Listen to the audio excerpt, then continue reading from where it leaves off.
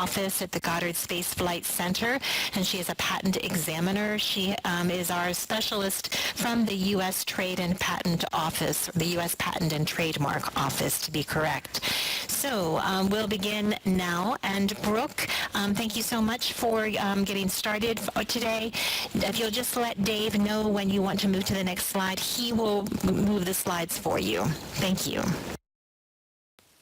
Hi, everybody. I am a patent examiner. Every patent examiner specializes in certain areas, and my area is particles. So I look at a lot of electron microscopes and ion beams, especially for ion beam milling. And I would like to just tell you a little bit today about what the different ways of protecting your intellectual property are. Okay, so if we go to slide number 2, I'm going to talk a little bit about different types of intellectual property. So what is what is property? So we all know what property is. It's something tangible. It's something real that you can hold. It's a bike. If you can make an analogy, if you have a bike, you can lock it up and protect it in a certain way. You can do that with real property. But intellectual property is something you create with your mind. It's a novel that you write or a song you come up with. Those are all property that you've created from your intellect. What are some ways we can protect our intellectual property? We have trademarks, copyrights, trade secrets, and patents. And so we're going to go over some of the details of each of those today. So next slide.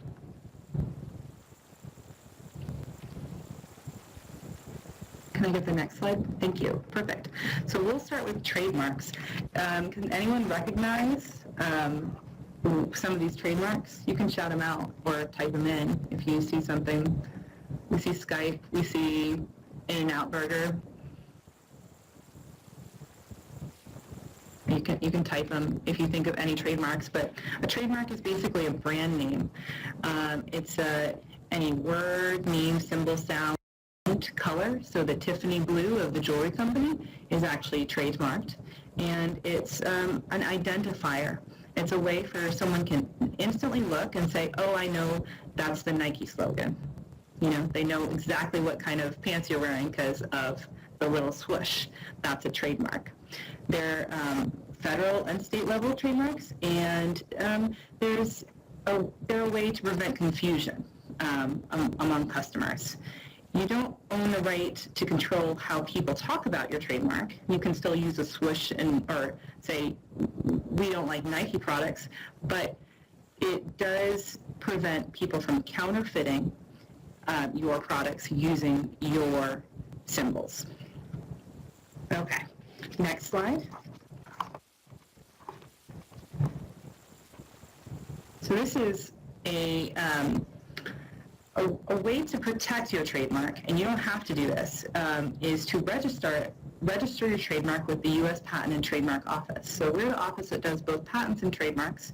You'll have a trademark examiner, somebody specifically assigned to look at your trademark and make sure that nobody else has basically done it before. And you also have to say, not only is this the idea I have, this is where I'm going to use it. So if you're a trademark owner and you are filing a trademark for Candy Crush, you're going to put down that you're going to use it for all video games, for iPhone apps, maybe for some fun candy that's related to the game, but you're not going to probably put down that you're going to use it for, I don't know, cars, right? You're not going to have a Candy Crush car, probably. That's not your use. And you do have to use it to actually own it. You can't just hoard trademarks. So, next slide.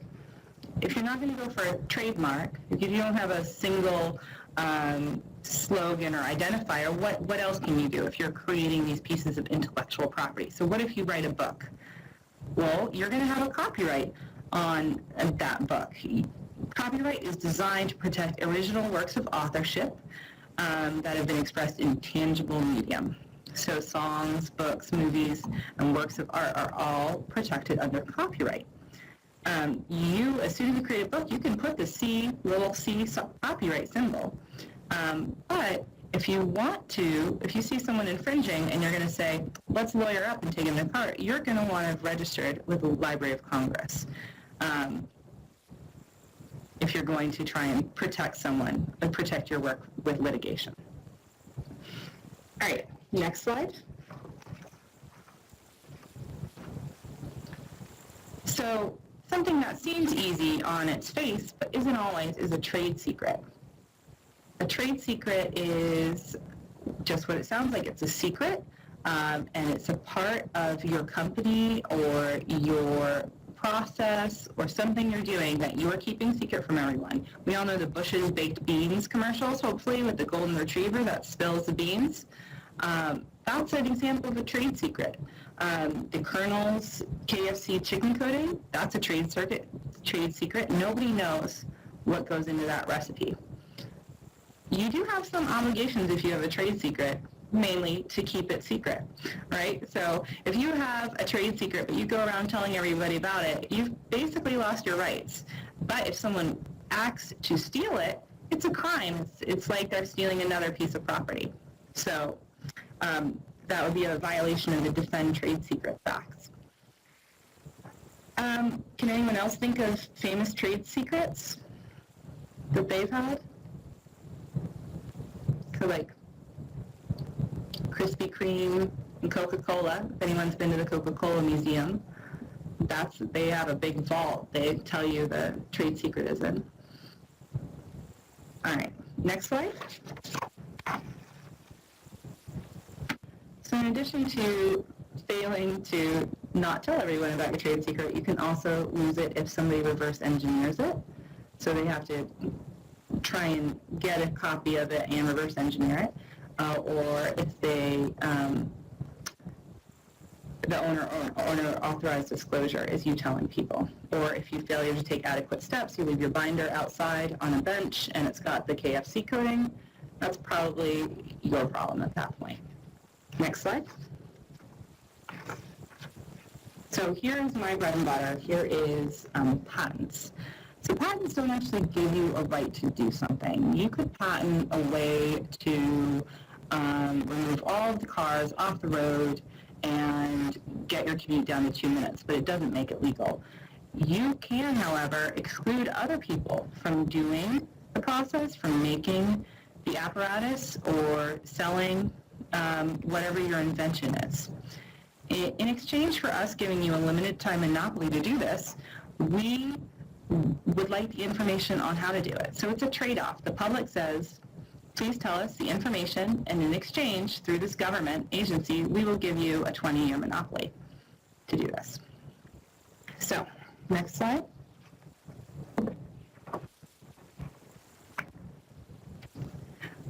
The patent system, the system I work within, plays an important role in commerce. It works to protect inventions. It works to encourage people to invent because they know that it will be protected in some way. And then to develop and commercialize, because when they sell it, that they have protections. They make sure, these laws make sure that no one else can come in and sell a cheaper, inferior, but basically same version of it and cut you off at the knees. Next slide.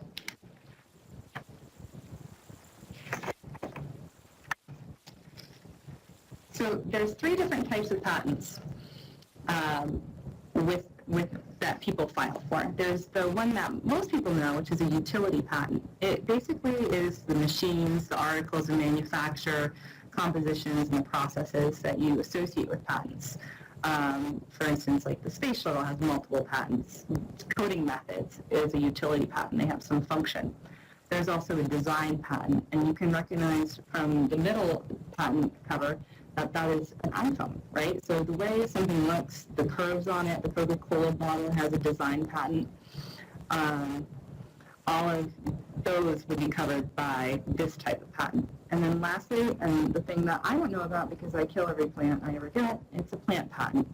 So it's a very specific type of patent about asexually reproducing flowering plants, fruit trees, and other hybrid plants. whatever that means. Sorry, guys. I hope some of your parents are gardeners, so you can ask them. Next slide. So when should you file? Back in 2013, we had kind of a revolution in the patent system where we went from to invent. So it meant basically if you invented something in your garage and sat on it for a while and then filed, you could use those documents. You could use any like lab notebooks to say, no, I filed it way back when. I was the first person to invent. And now we are actually the first to file. So it does not matter if you invented it a while back. You now have a race to file, basically. The first person who files is going to get the invention. If you are looking to publish this internationally, go get a patent in Japan, get a Chinese patent, and sell this everywhere with patent protection, what you want to do is you want to file before you publicly disclose it, before you publish a paper or you show it off in a poster. So that's going to be really important. If you only are going to make and sell this in the U.S. and you only want U.S. protection, you can disclose, but then your clock starts ticking. You're going to only have a year from when you first talk about it in a public setting to filing. All right, next slide.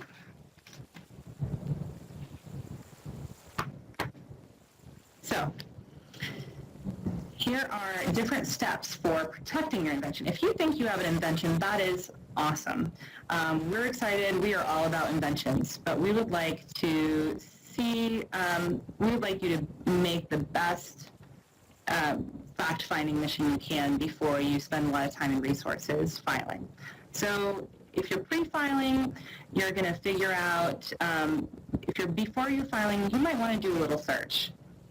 It's pretty common. You can just go to patents.google.com and type in a couple keywords. If you make a bike that has special, plastic wheels, you could type in bike or bicycle with plastic wheels and see what pops up. See if somebody else has already come up with that great idea. If you think, oh, nobody has this bike with plastic wheels that also act as mirrors, you could file a provisional. You can kind of just, it's a cheap way to put your foot in the door and say, here's my starting date. Here is the date that I want my filing date to be. Provisional is before the actual application. It's not going to go on anywhere unless you do further action. And as a small group, as a micro entity, everything is going to be cheap or cheaper as far as government fees go, because we reduce the costs knowing you are a small business or a single person inventor, and you want to support single inventors. Next slide. There are also a bunch of pro bono and pro se programs. So what pro se means is that you're prosecuting it yourself. It's you're decided to forego a lawyer, and you're just going to get, patents from Filming 101, the book, and try and go it alone. And some people definitely do this. Officially, the PPO, I think, recommends a lawyer because it can be a complicated system, and we don't want you to lose your IP rights. But if that's the way you go, that's the way you go. And then there's also pro bono programs. So it's a way we're setting it up across the nation. We're working with schools for various pro bono programs, and we are trying to provide free legal assistance for people filing patent applications. So if you go to the USPTO webpage and look for pro bono services, just go around, you'll find a lot of resources about pro bono assistance. And then lastly, as much as it costs money to file, it also costs money after you get the patent application. You'll need to pay maintenance fees to keep your patent active if you want to keep protection on it. And those are 3 times, I think it's 5 years, 3 years in, 7 years in, like 10 years in. I'm not sure about that. I'll double check. But those are going to be something you would want to budget in. All right, next step. Next slide, sorry. So what does a patent examiner do? What do I do when I go into work? I am going to look at your whole application. Your application is going to be pictures, it's going to be descriptions, and it's going to be these things called claims, which is going to actually lay out what you think your property is. So you could say, I claim a bike with plastic wheels that also are reflective, so they act as mirrors. that's going to be claim 1. And so I'm going to pick up your application. I'm going to say, oh, this person has a bike. I understand what they're saying. This is a very concrete, tangible thing. Now I'm going to go search for it. And I'm going to go and figure out if there's a bike out there, and maybe there's a car with mirrored wheels. Maybe they have chrome wheels. And I'm like, uh-oh. I might put it together and I say, this is kind of obvious for someone to do. And then you can say, we have a discussion via all these actions. You can respond to my report and say, well, it would be obvious for a car. It's not obvious for a bike because I've made it really cheap. These bike wheels are super cheap because they're made out of this material. And I say, okay, we'll put it in your claim. There's a discussion is the bottom line here. There's a discussion about what exactly your property is, and we find the invention written just right, hopefully. And then the patent application is granted, and you get a patent, hopefully. And next slide, this is just going over what happens. So first examination, second examination, and appeals. So you can always appeal it to a higher court if you don't like the patent examiner's findings. Next slide. So the rest of the slides are just kind of an overview of intellectual property. So these are the things that we just talked about: patents, design patents, copyrights, trade secrets, trademarks. Are there any specific questions about what I've talked to?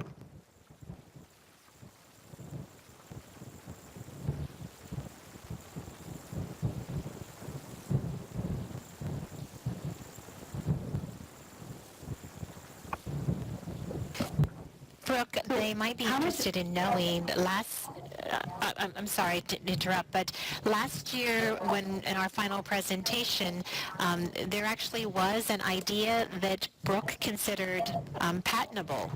And so we haven't had that happen before. So it's not far-fetched to imagine that the ideas that you're coming up with could possibly be worthy of a patent. Absolutely. And I definitely approached the last group and I said, oh, this is such an impressive idea. And it was something that even some of our scientists were thinking, oh, we're very impressed by this, and that they should have, I hope they looked into getting some sort of patent protection or getting some advice either from a lawyer or from the pro bono assistance program, because it was a great idea. As for how much it costs, it varies. So if you go without a lawyer, there's a fee schedule online. I'll find it and I'll paste it in. I would, on a budget at least, for the filing costs, at least like $1,500 would be the starting point. Patent office filing. And I'll send this over. You'd all be micro entities, hopefully, unless you're filing through a different way. But the filing fee is, for a microentity, the filing fee is only $75. And then you're going to have claims, excess claim fees. So it adds up. It depends on what you're filing. As a microentity, it actually seems extremely affordable. Sorry, we usually deal with businesses. So let me put this here. That's a fee schedule so you can get a better idea of what it might cost. And I would encourage anyone who's curious about this to go to the USPTO website. We have, if you go a couple slides forward, if you go 1, 2 slides forward, you can see that we have, I know you're not kids, but we have a fun interactive game about, you click things in a living room and you can see how it's protected, how the intellectual property of, say, a TV is protected. There's a lot of patents that go with a TV. There's the copyrights on music, on the shows you like, etc. So, any other questions? The sound for a moment. And just for all who are in the auditorium, if you have questions, I can easily email them on to Brooke, and she can help explain any of the parts that you might be concerned about. And then the winning team that does come to Goddard in June, hopefully will also have an opportunity to meet Brooke at that time too. So Brooke, thank you very much for all of that information. We're going to hand over the podium to Darryl Mitchell, the Assistant Chief Chief at the Strategic Partnership Office at Goddard Space Flight Center. And Erin, as you are controlling for Darryl, if you'll just remember that when you're finished talking, just to kind of click off the green button, make it stop, then that might help with any feedback that we'll get.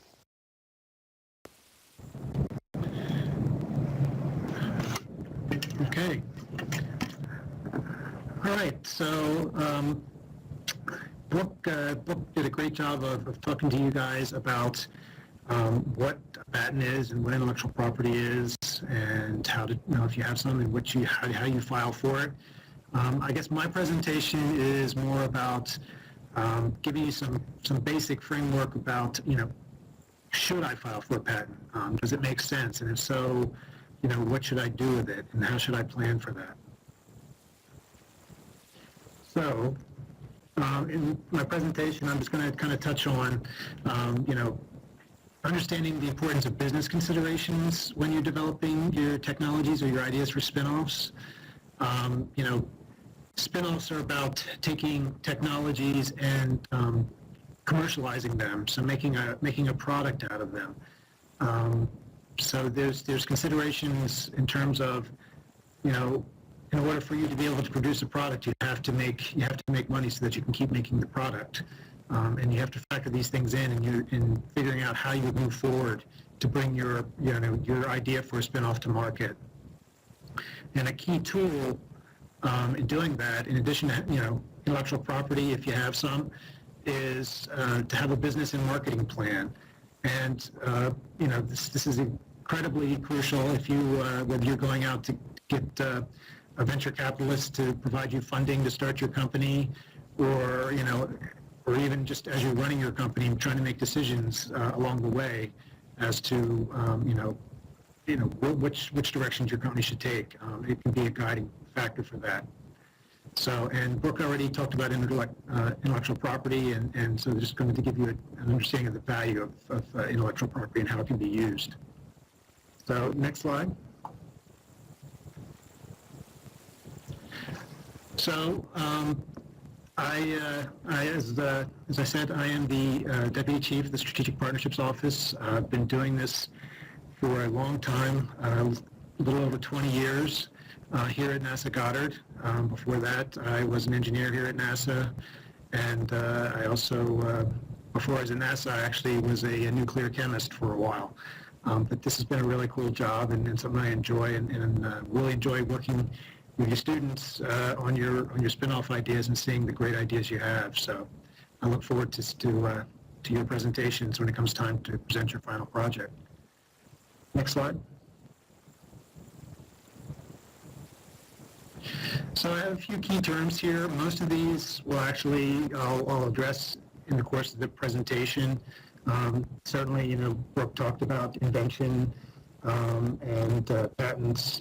We'll talk about, marketing and business plans, and maybe some rudimentary analysis you might incorporate into your project, like SWOT analysis or calculating return on investment in terms of figuring out, is this something that we really should move forward from a business standpoint with pursuing, and the kind of those guiding principles.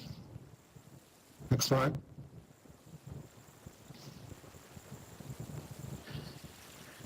So, I'm trying to depict here is, as I said previously, spin-offs are about taking ideas, whether they are patentable or in some cases maybe they're not.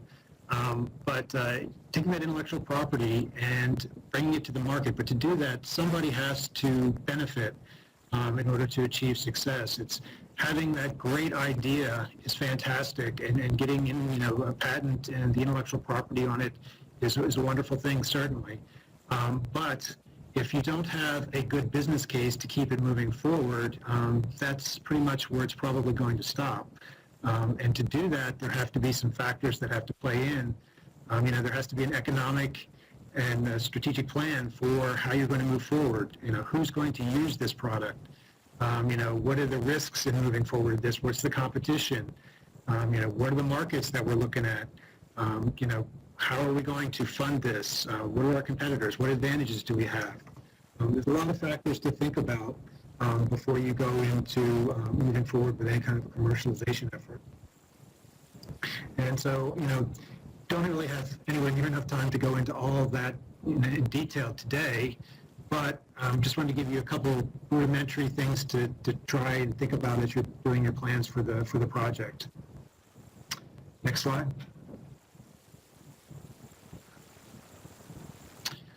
So there's various quotes here from various publications, and I think the little cartoon on the right-hand side says it all. As I've said already, you had a great idea and you've invented some really cool technology and you think it's great and it solves a really interesting problem. That's fantastic. But for it to achieve any kind of commercial success, there are other factors that weigh in. There has to be, a significant enough number of individuals who, need that problem solved as well, for your technology to actually go forward and become successful in the marketplace, and then, thereby form a company and generate revenues that you can then use to produce more product. Because, if you look at some of these, these quotes here, most patents, even when most things, even when they go as far as to become a patent, so if you've got a patent, kind of by definition, it's novel and useful, or else you wouldn't have been granted a patent on it in all likelihood. But, very few patents that are even issued, really make money or become profitable. There's only a small percentage that go on to be highly successful. So the idea is to, to try to do your planning and look at your, your opportunities and what the market holds, to try to increase your chances of success, to be one of those cases you do achieve success, and that's how you end up helping people with spin-offs, by getting at broad market. Next slide.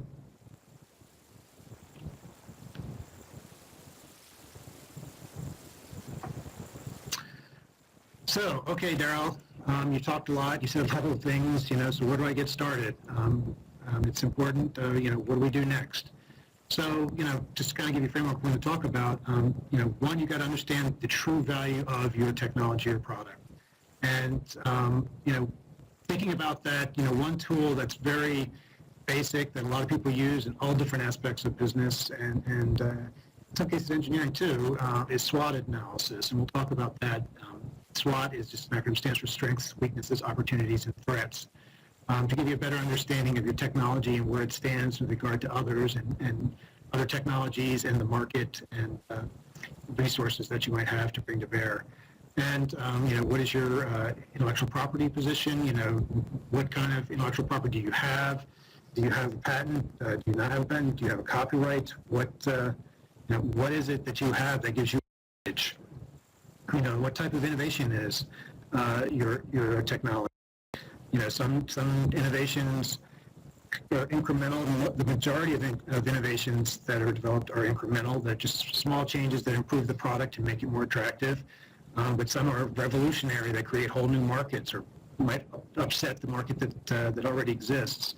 And so you need to understand where your particular technology fits in that spectrum. And then we'll talk a little bit about a business plan and looking at the return on investment in terms of does that make sense to move forward with your idea. If anybody has any questions, go ahead and ask them as I'm speaking. I'll be happy to answer. So next slide.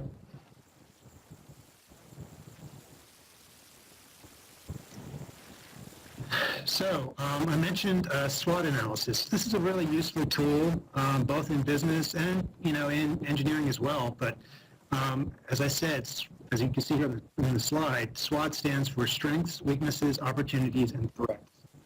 And the idea is here you have these four quadrants, and you're going to fill them up based on factors that are kind of shown here. Strengths and opportunities are generally things that are helpful to you in achieving your objective. However, strengths are something that are, internal to your organization. Maybe you have some of the world's most renowned experts on whatever, technology it is that you're working on, or maybe you have some unique resource that nobody else has. that would be one of your strengths that you control internally. Opportunities, they're an external thing to your company or your group or your organization, and they're helpful things that you don't necessarily control. Maybe some new laws are passed that require, people to start, doing using technology that would be compatible with your technology. Maybe you have some kind of a safety, device that new laws would basically position you to be the ideal person, the ideal organization to make those technologies available because of the advantages of your technologies over others. Then on the right-hand side of that chart, you have the kind of the harmful elements. What poses a danger to your project, your technology, your business, and those would be the weaknesses and threats. And again, weaknesses are internal. It might be, maybe a weakness might be that you don't have the world's leading authorities on, various technologies that you're working on. Threats may be, that's external as well, again, and that might be, kind of the opposite of the opportunity. It might be maybe there's a case of, there's new legislation coming out that would make your technology obsolete, and then something that nobody would be able to use. At that point, obviously you want to really consider, do we want to move forward with this technology or not? So I've also put around the outside in some text boxes around the SWOT chart there, some of the questions you ask yourself for each area. Just as an example, they're not all the questions, they're just kind of a starting point for you guys to get an idea of what kind of questions you want to ask yourself to fill in those different quadrants on the SWOT chart. And basically what you get when you get done there, is really going through the exercise gives you a better understanding of, where your intellectual property, your technology, your company, where you're positioned, and so you can, see, what your strengths and your opportunities are relative to your weaknesses and threats. And you can make plans in your business plan in terms of how you're going to address those and how you're going to solve some of those, resolve some of those weaknesses and correct those and maybe, deal with the threats in some way, whether it's, trying to eliminate them or to mitigate them, make them less of a threat. So this is a really useful tool, and I would really encourage you guys to consider going through this exercise as part of your projects here, because it gives you a lot of insight if you take the time and really think it through. Next slide.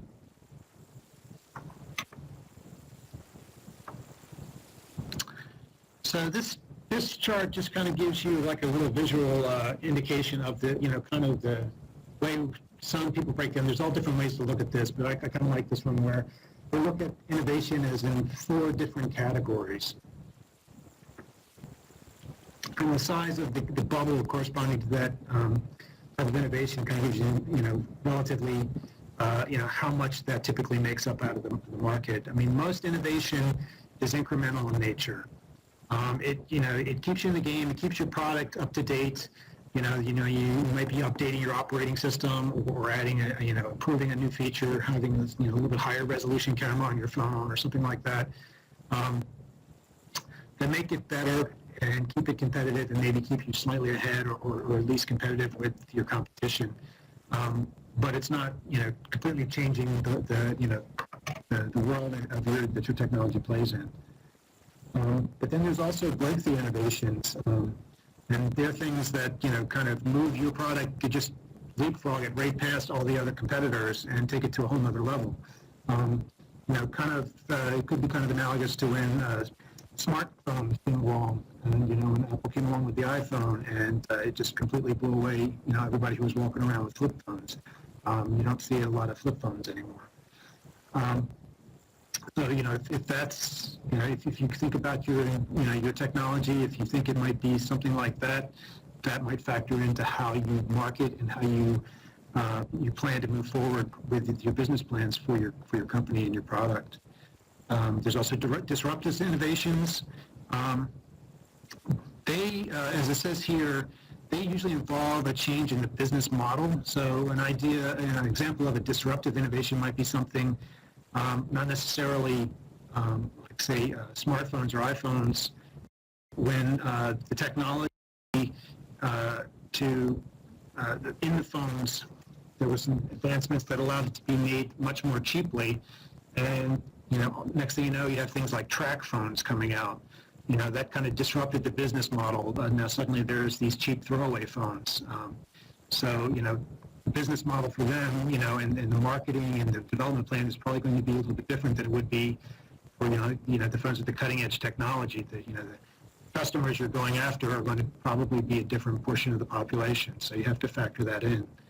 And then there's the game-changing innovations. These are the really just totally new, never been done before kind of innovations that can actually be some of the more challenging, because you don't necessarily, in all cases, have a ready-made market, people sitting there waiting for it.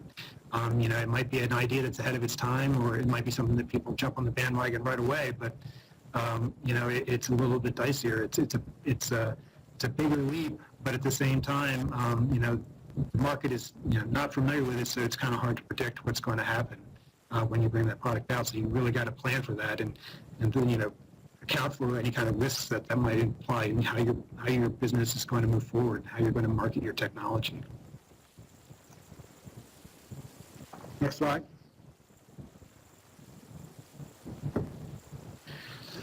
So when you're looking at working on your projects and you're looking at your technologies, we just kind of included this chart to help you consider the technologies and whether you might use them or what your best candidate might be. One of the things we do here in the Strategic Partnerships Office is we look at anywhere from 200 to 300 new inventions each year that our NASA engineers here at NASA Goddard develop. And we're looking at them and we're grading those inventions in a sense too. In some cases, they might be really brilliant engineering or science, but maybe there's not a great market for it or market need for it. In that case, we might not choose to go forward with a patent on it, even though it's really wonderful, outstanding engineering.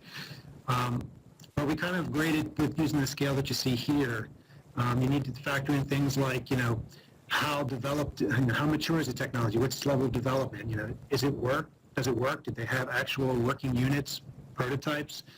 Have they tested it? Has it been used in the way it was ultimately intended to be used, or is it just something that is a design on paper? They've never actually built any hardware. It's all theoretical. If it is, that's probably going to get a little bit lower score than something that has that working hardware, because it's more mature and less risk involved and guesswork. Market attractiveness, that's a big issue. Again, when you patent something, typically, either you're doing it to give yourself a monopoly, to give yourself an advantage that you can go out and sell it, or, whether that's the direct product or license the intellectual property to have someone else make it for you, or you have that patent because you want to use it and you want to prevent others from being able to use it too, to give you an advantage. So, if it doesn't fill a market need, then you got to really evaluate, is it worth the investment to proceed along with this technology, or should we go with something else, or even if we do go forward, is it worth the investment to file for a patent on it? Maybe it is, maybe it isn't, but you have to consider these things. And then, the next tier is right along the same line. If you're looking at the technology, is it already patented? Is it can it be patented? There might be, even though you have a fantastic idea, that doesn't necessarily mean it is patentable.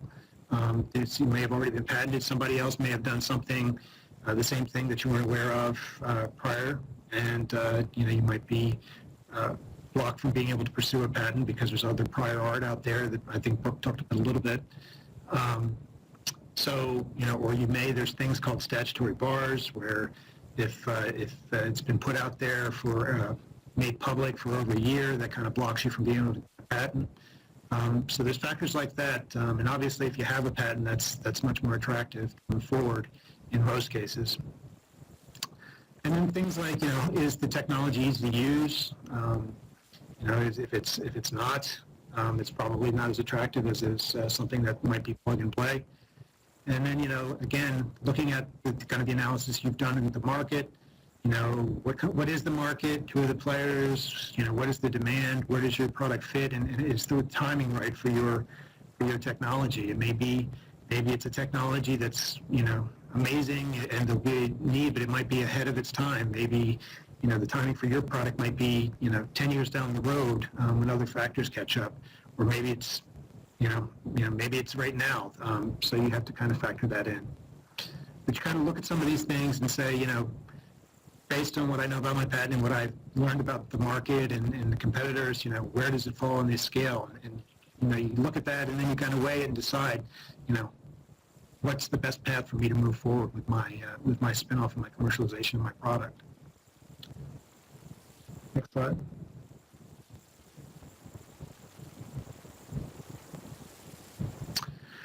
So another key tool, as I mentioned at the beginning, that you should consider is a business plan. It's not necessarily the most exciting thing to put together, but using a lot of inputs from your SWOT analysis and some of the things we've talked about, it's probably one of the most important tools. It's something you're going to need if you decide to move forward in a business. It helps you kind of sit down and think and plan out your future. And put it on paper so that you downstream when things start happening and things don't go according to plan, it keeps you focused so you can get back on your plan and know where you're trying to go, and keep from going off on the tangents that might not be good for your company or your product in the end. Business plans also help you grow your company if you've thought them out well, and secure funding. If you're going to talk to a funding source, whether it's a venture capital person or if it's a bank or some other organization, one of the first things they want to see is your business plan, and to see that you've really thought this through and that you have a good idea and an understanding of what it is you're really taking on by moving forward with this. So that it's kind of essential to have that to talk to these folks. And because number 3, it develops and communicates your course of action. It gives them an idea where you're going with this. Not going off and doing anything crazy. That you have a solid idea of how your technology fits into society and how you're going to make it profitable so that you can keep moving forward. And along that realm, there's also managing your cash flow. A lot of businesses, probably most businesses, end up failing because of cash flow issues. And a business plan can help you, keep your focus on how you're spending your money and, how you're getting your money into the business, to kind of help avoid that problem. And last but not least, a business plan, it may not seem obvious up front, but it's really important when you're starting out to know how you're going to what your exit strategy is. Your exit strategy may be, I'm not going to have an exit strategy. I'm going to stay with this company until they drag me out into the party bag forever.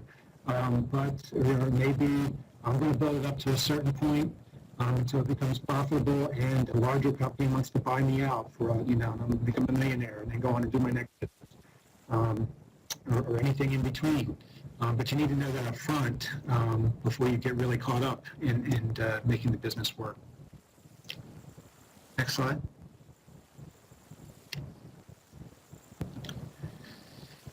So, business plans vary a lot. There's no absolute model for this is exactly what has to be in a business plan, but I've kind of laid out some things here that as you're doing a business plan, you should certainly consider putting in there. Below your company, background on the industry and who the players are and what, how competitive is it, what are the trends, what's going on that you need to be aware of, and look at who your customer is going to be and, what are their needs and how that relates to your product. Again, looking at your competitors, even if you're the, this breakthrough technology, eventually someone's going to come along and compete with you, and you have to be, have an idea who that might be, and be ready to deal with it. marketing plan, how you're going to, your products, how you're going to get them out, how you're going to market them to people and get people to buy your product. That's a very important thing, as well as, operational plans, how you're going to operate. If once you get to the point where you're actually maybe manufacturing a product, how's that going to work? Are you going to do the actual manufacturing, or are you going to send that out to some other company and just contract them to do it? There's a lot of different models there, and so that's something to think about too. And the last two, the management team and the financial plan, are really critical, especially when you're going to try to raise money to support the development of your business and to mature your technology and get it ready to go out. That's something you need to have people with the right types of experience in the right positions at the top of your business. That's very critical, and it really relates. It's a high correlation between that and the likely success of your business is the experience of your management team. And again, a financial plan. To understand all the ways you're going to generate revenue and the assumptions about how that's going to work, and how much money you're going to need to start, how much you're going to need to operate, how much you got to generate by sales, so you have some targets to work to, and you're not just kind of flailing around blindly. Next slide.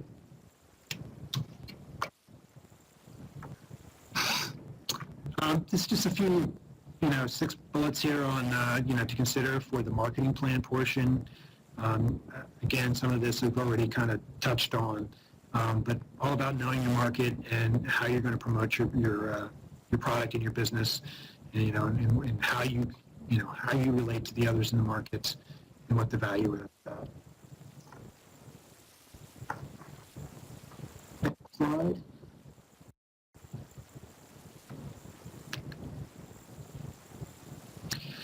So one key thing you would definitely, I think, within the scope of the project you guys are working on for your OPSPARC InWorld portion, you may think about is developing an elevator pitch for your product.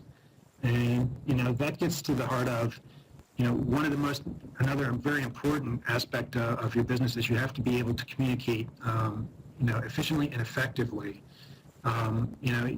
You want to be able to convey what your product is and what its advantage is, and as concisely as you can, in order to gain interest for those who might be either funding it or using it. And I've listed here kind of some elements that you want to think about as you're putting together an elevator pitch. It might be, and the idea behind an elevator pitch is if you run into somebody in an elevator that maybe, a venture capitalist that you're looking for money for, or somebody that you need something from, and by chance you happen to run into them in the elevator and you have, 30 seconds to a minute or two to talk to them and convince them to, invest in your company or your product, you really have to think and be, very concise and effective in how you convey that in as few words as possible.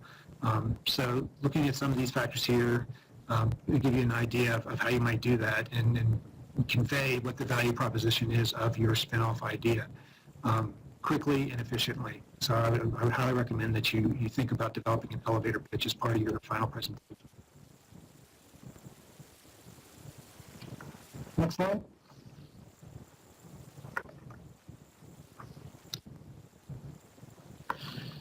So almost done, and this is the last thing I want to put out there. This is kind of a basic, very common approach to determining the benefits to moving forward on developing any kind of activity is calculating return on investment.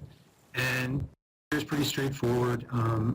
The trick is how do you apply it? It can get kind of challenging at times. Because of some of the, it's hard to put numbers to necessarily everything. Some things don't necessarily have a number associated with them as you're trying to think about what the value is. But to the extent that you can, it's just basically looking at, what investment are you putting into it, and what is it, what are you going to gain from it? and then looking at that as kind of a percentage to say, does it make sense for me to move forward with this based on, am I going to get enough out of putting the effort, whether it's money or time or both, into this, that it makes sense for me to continue doing this. It's very versatile, it's simple. In challenges, it doesn't necessarily, it's not a straightforward way to evaluate to account for the time factors. In a simple calculation, there's variance on it where you can look up online and find ways to do that. And you can, depending how you apply it, you can kind of skew your answers. But as just a really rough tool to be thinking about and looking about it, does it make sense for us to put all the time into developing this spin-off? Are we going to get enough return to make it worth our while? Are we going to be profitable? Is it going to make more money than it costs to generate the product and to sell it? And if so, is it enough that we're happy to we feel our time was well spent? So it's just something to consider. And there's different versions of return on investment out there. If you look online, you can find different versions. This is probably the most basic version. But it's something to consider as you move forward and making that determination. Is, I had a great idea. Does it make sense for me to keep on going with it, or was it just, a great idea that unfortunately, doesn't have, a commercial, enough commercial benefit to pay off in going forward. So this might be something you might want to factor into your considerations when you're analyzing your project as well. And with that, I'm done. Good luck to you all. I look forward to seeing, the projects that you come up with. You guys, I'm sure, are going to have some fantastic ideas. And if you have any questions for me, I'd be happy to take a stab at answering any you might have.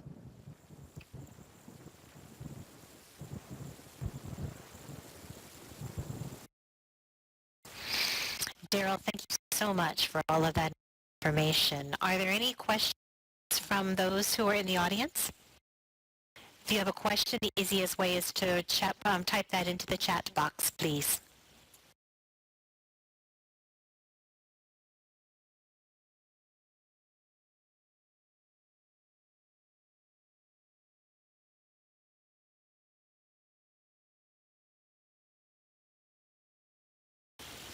Brooke and Darryl, thank you so much for all of the information that you shared with us today.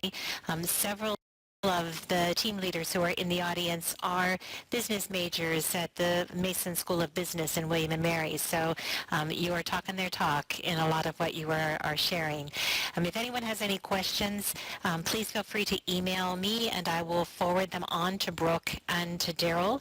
And this presentation will be edited and then posted. I will send a link out to all of the team leaders, all of the mentors, to be sure that they have this to post and share with their students.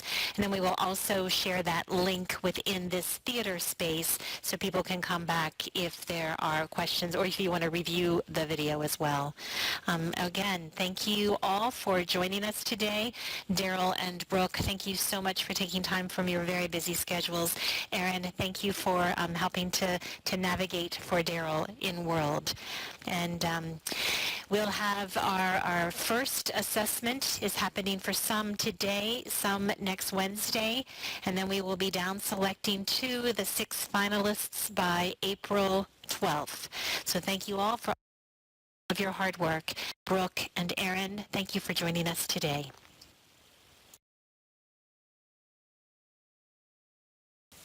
Thank you, Sharon. Thank you. Good luck. Good luck, everyone.